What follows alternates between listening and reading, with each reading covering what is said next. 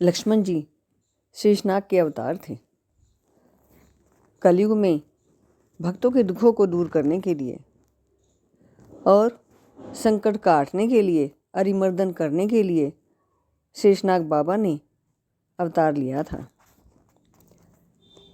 अनेकों सालों पहले शेषनाग बाबा एक बार पृथ्वी पर आए।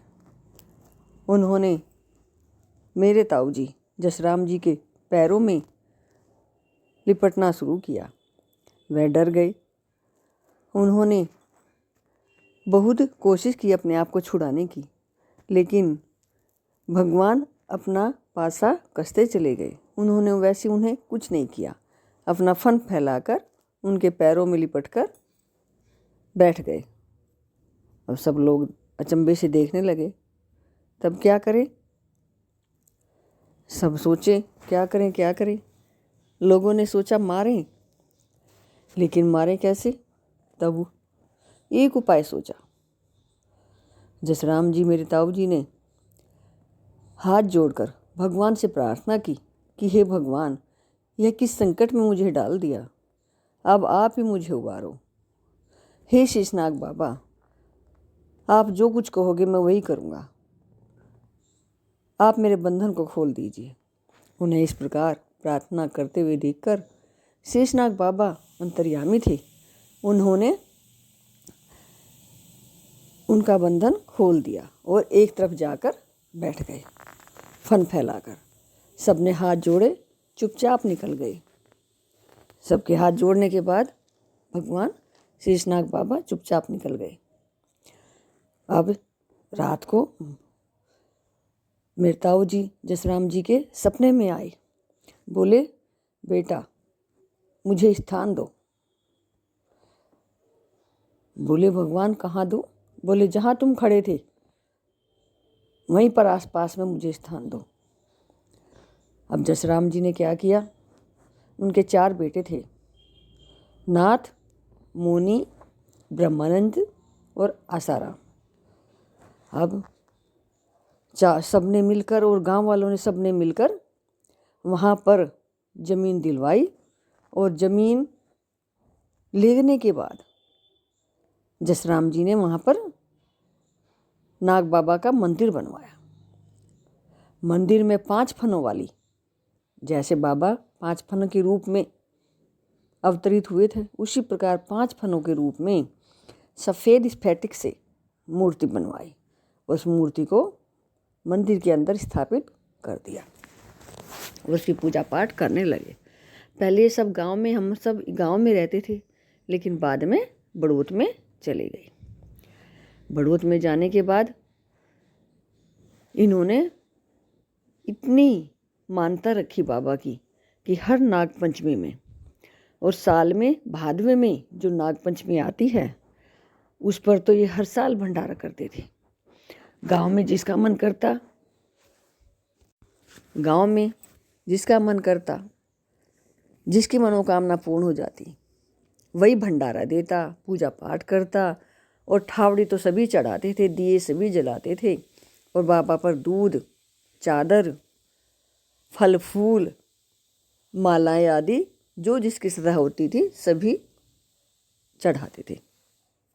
और तो और बेटियों के घर अगर बेटा हो तो वो भी चादर चढ़ाने के लिए जाती थी और बाबा उसे स्वीकार करते थे। नारियल और चादर और प्रसाद बाबा स्वीकार करते थे। एक बार मेरे साथ ऐसा हुआ, मैंने शादी से पहले पता नहीं कुछ बोल दिया, नहीं बोला, और शादी के बाद मुझे बिल्कुल भी टाइम नहीं लगा। परिवार की परिस्थितियों के कारण मैं बाबा पर ना प्रसाद चढ़ाने गई, ना ही वैसे दिए जलाने गई।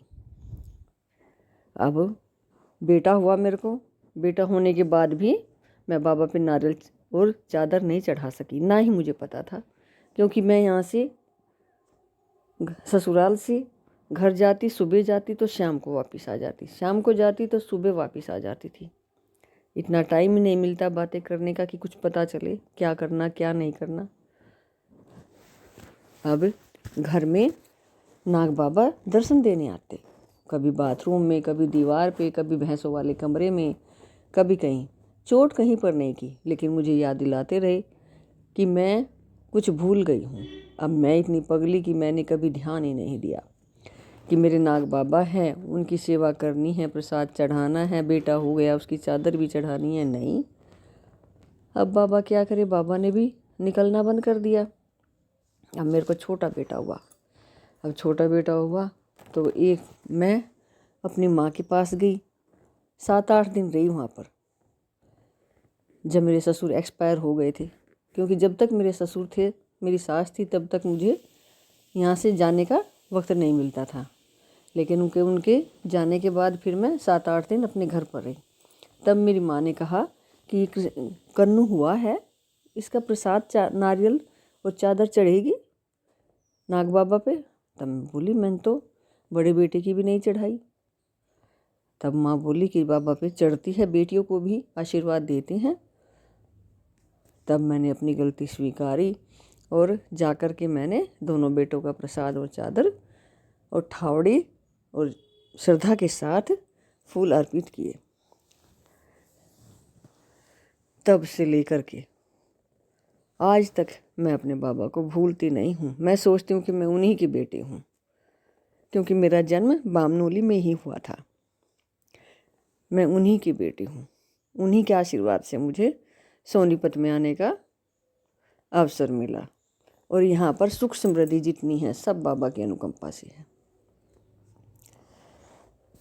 अब मैं फिर, जब तो छोटा मंदिर था, लेकिन अब बड़े बेटे की शादी के बाद जब मैं वहाँ पर नारियल प्रसाद चढ़ाने गई तो दिल गदगद हो गया, क्योंकि मेरे मम्मी पापा भाई सब के सब दिल्ली आ गए थे। अब कितने सालों के बाद जब मैं बाबा के मंदिर में गई चादर चढ़ाने के लिए, प्रसाद चढ़ाने के लिए, तो दिल गदगद हो गया। बाबा का इतना भव्य मंदिर देखकर, इतना बड़ा द्वारा देख करके, असीम अनुकंपा देख करके, कृपा देख करके मेरा मन चारों खाने चित हो गया। अब नाग बाबा के दोनों साइड आने जाने का रास्ता, रोड से लेकर के और बाबा के मंदिर तक, और दोनों साइड धर्मशाला और कमरे बने हुए हैं। सबसे पहले नाग बाबा बैठे हैं, उनके चारों ओर एक छोटा सा पार्क सा बना हुआ है, जैसे पानी का पार्क होता है, शीशे का बनाया हुआ है। उससे आगे दोनों ओर सीढ़ियाँ, एक ओर जाने की बहुत चौड़ी सीढ़ियाँ, एक ओर आने की सीढ़ियाँ। बाबा के मंदिर के ऊपर शीशनाग बाबा, उसके ऊपर विष्णु भगवान, लक्ष्मी माता बैठे हुए, फिर कहीं सुदामा जी, कहीं और अन्य भक्तों की मंडली वहाँ पर दिखाई देती है। सारा मंदिर शीशे से सराबोर है, छोटे छोटे शीशे चारों ओर लगे हुए हैं। देखते ही देखते मन खुशी से सराबोर हो जाता है, ऐसा करता है कि मन यहीं पर बैठ जाऊं। मैं वहाँ पर गई, मेरी बहन गई, हम दोनों वहाँ पर परिक्रमा की, हमने पूजा पाठ की और हम वहीं पर विष्णु भगवान जी के पास बैठ गए। ऐसा मन करता था कि यहीं पर बैठे रहें, और चारों तरफ परिक्रमा करते हुए इतना अच्छा आनंद आता है कि बाबा के चारों ओर हरियाली ही हरियाली, कोमल हरियाली, कोमल हरियाली चारों ओर।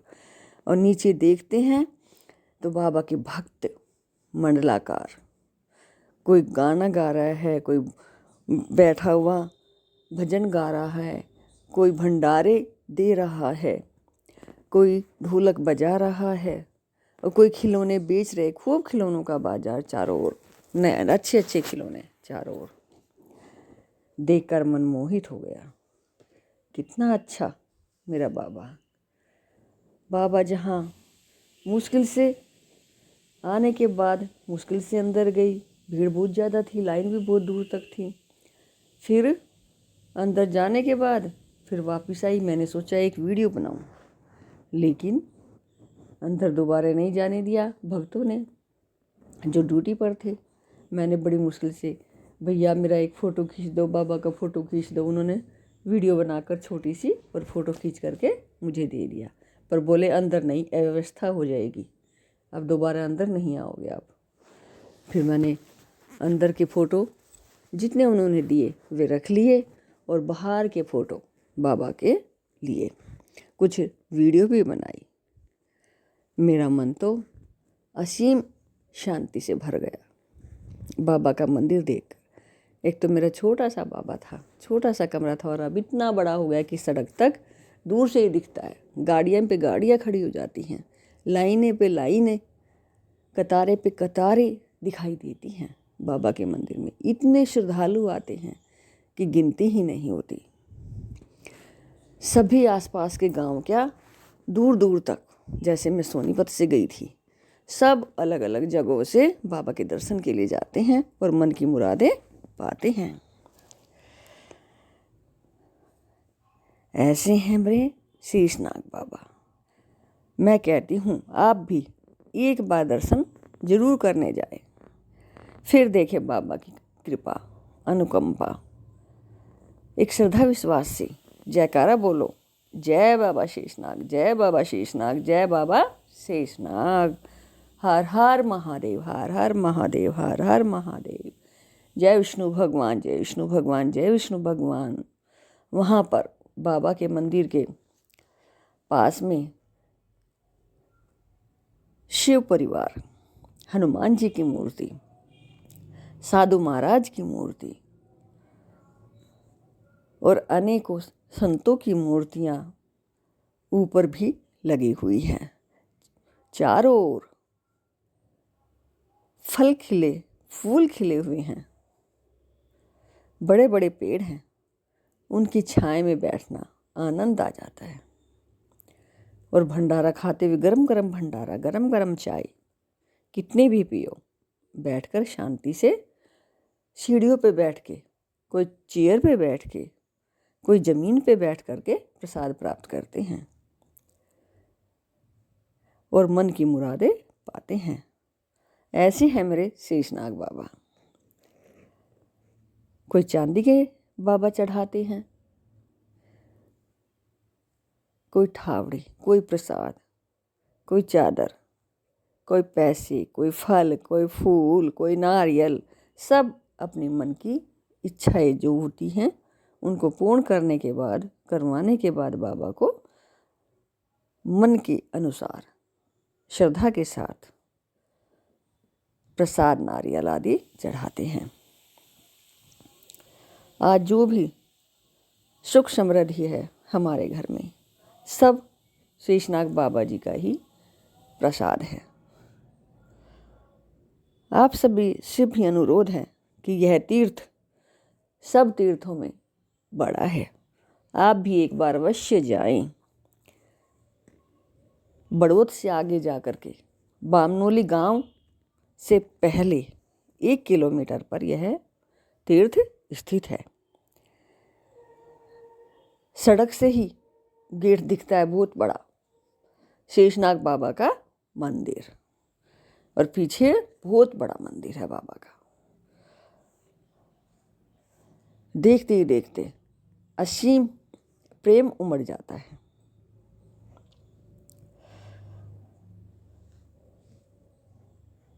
जय मेरे बाबा, जय मेरे बाबा, जय मेरे बाबा। जो मेरे बाबा की इस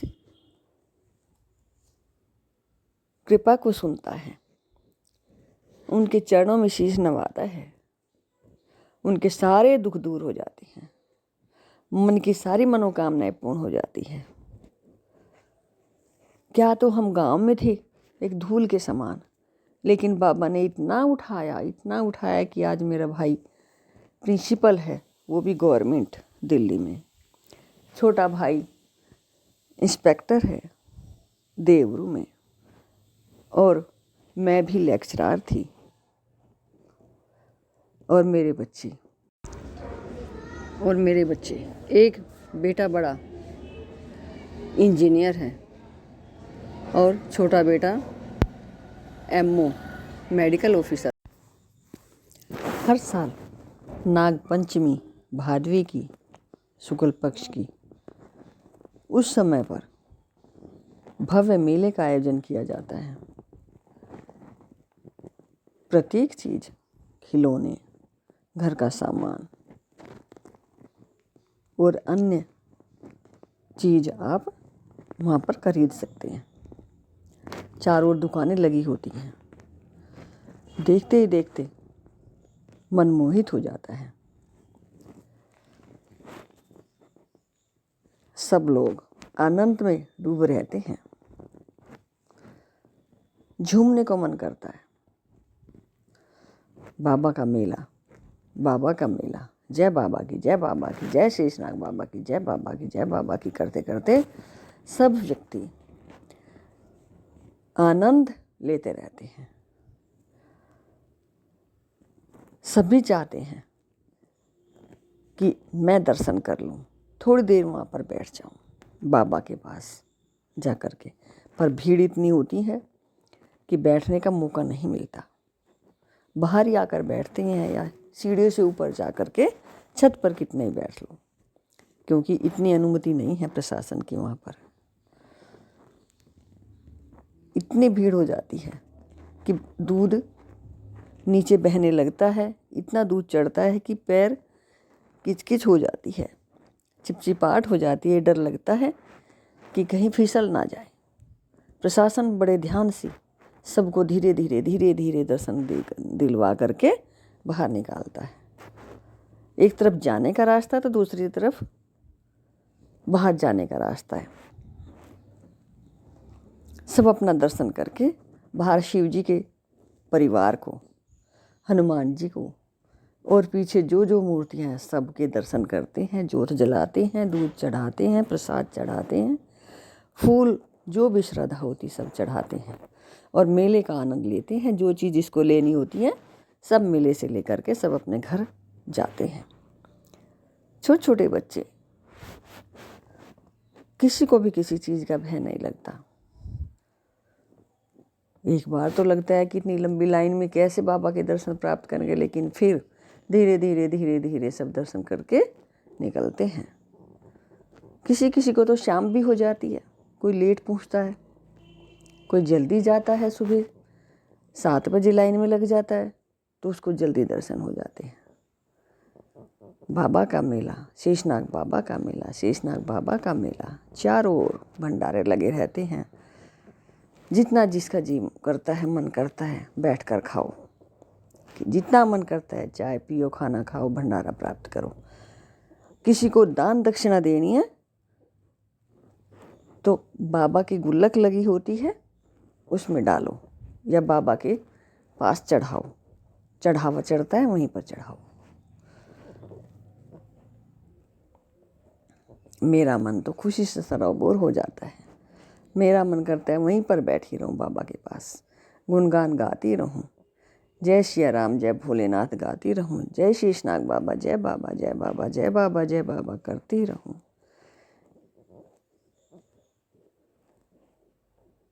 और इसी प्रकार बाबा की अनुकंपा प्राप्त करती रहूं। जो बाबा के दर्शन एक बार कर लेता है उसे कभी कोई दुख छू भी नहीं सकता। जय बाबा, जय बाबा, जय शेषनाग बाबा, जय शेषनाग बाबा, जय शेषनाग बाबा। आप सभी को जय भोले शंकर, जय सिया राम, जय सिया राम, जय मेरे बाबा, जय मेरे बाबा, जय मेरे बाबा। आप सभी को हार्दिक शुभकामनाएं।